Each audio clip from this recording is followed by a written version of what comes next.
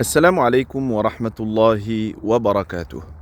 Une très belle histoire à propos du couple qui s'est passé à l'époque de Omar ibn al-Khattab radiyallahu anhu. Cette histoire est rapportée entre autres par Ibn Abd al-Barr dans son livre At-Tamhid. Omar vit un jour un bédouin qui portait sur son dos une femme et il était en train de faire at-tawaf, donc cette adoration qui consiste à tourner autour de la Kaaba. Et il récitait des vers de poésie dans lesquels il disait qu'il est devenu la monture de cette femme et qu'il a peur que celle-ci ne tombe, donc il met ses mains, il veille sur elle désormais. Et Omar le vit et lui dit « Ô serviteur d'Allah, qui est cette femme ?» Il lui dit « C'est mon épouse. » Et Omar de lui répondre « Par le Seigneur de cette demeure, c'est-à-dire par Allah, par le Seigneur de la Kaaba. Je vois que tu lui as rendu tout ce qu'elle a fait pour toi. Tu lui as donné son droit. » Et cet homme dit, tu sais, je fais cela, malgré que cette femme m'énerve beaucoup. Et qu'à cause de son mauvais comportement, elle n'a pas gardé les membres de sa famille à côté d'elle. Les gens l'ont fui parce qu'elle parlait mal. Et Omar radiallahu anhu, parce que cet homme va citer encore d'autres défauts, notamment il va parler de sa négligence quant à son physique. Et Omar radiallahu anhu va être étonné, et lui dira, mais dans ce cas-là, si toi tu la critiques, pourquoi est-ce que tu ne la divorces pas? Et écoutez bien ce qu'il va dire. Il lui dira, Ya Amir al-Mu'minin, ô chef des croyants, Innaha hasna'u la tufrak, wa dhatu iyalin fala tutrak. Allahu Akbar. Il lui dira, ô chef des croyants, elle est belle et donc je ne peux la détester. Et elle a des enfants, alors je ne peux l'abandonner.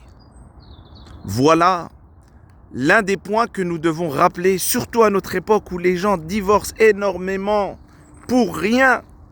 Et rappelez-vous qu'à la base, en islam, le divorce est à éviter. J'ai entendu ces jours-ci un youtubeur dire le divorce c'est sunna. Mais c'est une catastrophe de parler comme ça. Les fuqaha, les shuyukh, sont unanimes pour dire que le divorce à la base en islam, il est à éviter. Et dans certains cas, bien sûr, il est recommandé, voire même obligatoire. Cette histoire nous rappelle une chose exceptionnelle. Cet homme, parce que j'avais déjà fait une histoire où j'avais parlé de l'entraide de la femme, mais aujourd'hui je veux parler de l'entraide de l'homme. Cet homme, en plus d'aimer sa femme, il est responsable. Il a compris que le mariage, ce n'était pas un jeu, que dans le mariage, il y a des responsabilités. Bien qu'il y ait des hauts et des bas, c'est normal, nous ne sommes pas dans le paradis. Nous avons, nous, les hommes, des défauts et nos épouses aussi ont des défauts. C'est tout à fait normal parce que nous sommes des humains, nous ne sommes pas des anges, ni nous, ni nos femmes. Alors cette vidéo est là, c'est un appel à la responsabilité. Quand on prend la décision de se marier, il faut être sérieux et il faut comprendre que le mariage, c'est un engagement, c'est un pacte sacré entre un homme et une femme. Et ce pacte, pour nous les musulmans, il est signé au nom de Dieu. On s'est engagé au nom d'Allah subhanahu wa ta'ala à partager notre vie. Alors, mes chers frères, rappelez-vous que le mariage, ce n'est pas un jeu, c'est une responsabilité. Rappelez-vous la parole de ce bédouin qui a dit, en plus de parler de sa beauté, qu'est-ce qu'il a dit? Il a dit qu'elle a des enfants et je ne peux la délaisser.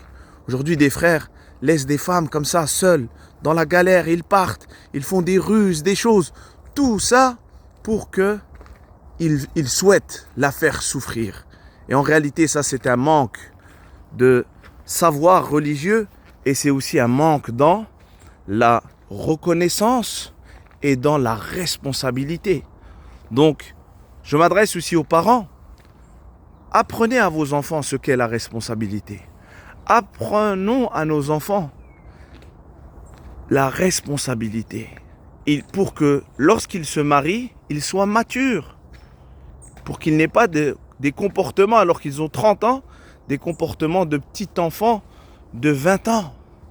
Subhanallah, il a dit, cette femme a des enfants, je ne peux l'abandonner.